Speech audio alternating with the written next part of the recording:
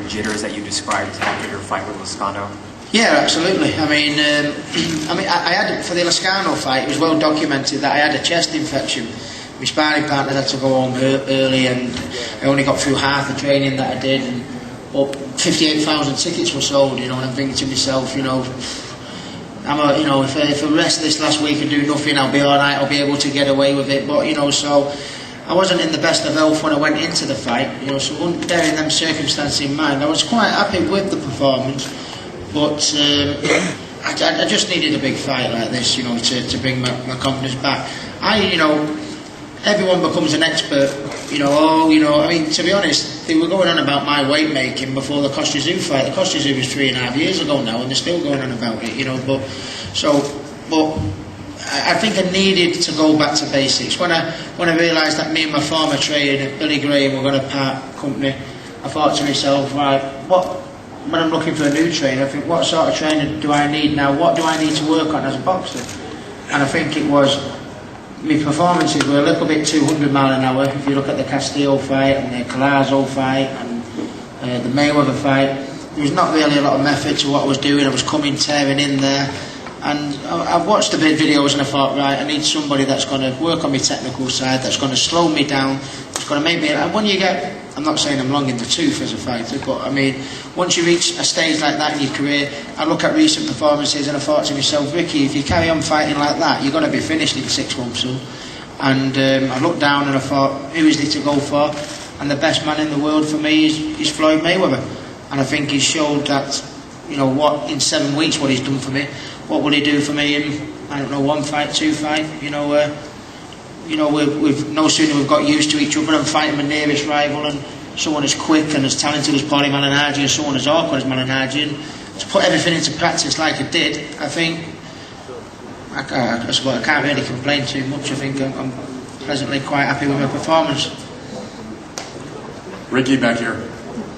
Congratulations. Thank you. Ricky, there's a huge fight here in 2 weeks between Oscar De La Hoya and Manny Pacquiao. Talked about the fact that maybe you would fight the winner. That's obviously a huge fight. I know there's been discussions of you and Oscar, you and Pacquiao, of course, would be a big, huge fight. Can you just tell me your thoughts about the prospect of fighting the winner of that fight in 2 weeks? Yeah, I'd love to. I think there's a lot of good fighters in the junior welterweight division now. There's obviously Malignaggi still, there's Timothy Bradley, there's Kendall Holt.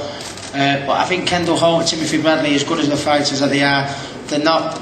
and I hope you don't think I'm sounding disrespectful when I say this. They're not the household names, you know, yet, because they've just won the titles that maybe Manny Pacquiao is and Oscar De La Hoya is and someone like that. So if I have the opportunity to fight, you know, you're looking at 2 fighters that are in the pound for pound top 10 there. So, and I said I would never go up to 147. If it's Pacquiao, we could do that fight at 140. And Oscar's not boxed at 147 for a bit, so the key is how well Oscar could obviously perform at 147. But I'd like to think with that performance I put myself firmly in the shop window. I'll be over next week for the fights, and I mean, you know, I'm not saying that, you know, fights at junior welterweight can't be made against all them good champions that I've just mentioned, but if I'm going to have maybe, I don't know, a couple of years left at this game, what sort of a champion would I be if I turned me back on fighting someone like Oscar or Manny Pacquiao? I mean, that's what Ricky Hatton's all about. He wants to test himself, you know, and I fought Floyd Mayweather. I lost to the best pound for pound fighter in the world. I had the comeback fight, got rid of all them demons, you know, out of my mind, and I come back to Vegas, the scene of the crime, and I fought the nearest rival in my division, a champion in his own right, and I've done the business tonight, and so I think that speaks volumes for what I'm all about, you know, yeah. And Floyd, also a question for you back here. Floyd, over here in the back. Straight back. Floyd, a lot of discussion that you only had 7 weeks to work with him. You obviously absorbed quite a bit of what you had to teach in this training camp, getting ready for this fight. He said, what now? Can hear you. He obviously absorbed a lot of what you taught him in this only mere 7 weeks that you had been together. I'd like to know what sorts of things, with a longer training camp or just another fight to work with him, would you like to work on or see him do better? Well, you know, some of the things that we worked on, he did some of the things good in the fight, and then some of the things he did, but he didn't do it enough. but there's still a lot of things you can learn, a lot of things you can brush up on, you know. But I really came and met Ricky, and we got together, and I thought Ricky really was going to be a hard guy to train. This is the easiest man in the world to train, man. He's a good student. I mean, you know, he want to learn, he want to get better, and you know, what can I say, man? It's a long road for Ricky. As long as Ricky do the right thing.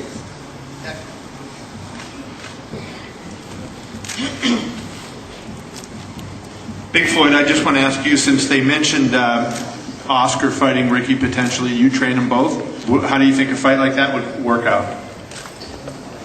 Well, you know, at the end of the day, I'm the trainer, and I don't want to make no harsh decision for Ricky. I think that's going to be Ricky's call about fighting Oscar. You know, would I rather see it? Not really, but like I said, if it happens, it happens. It's got to be done. Somebody got to do it. How would he do? Huh? How would he do? With me, you're going to do good, very good.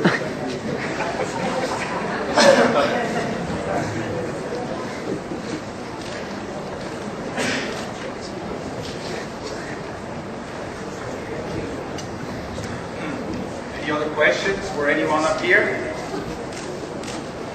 If not, thank you again. Thank you all for coming. Thank you for the great fan support from England and the US. And give it up for these two great warriors.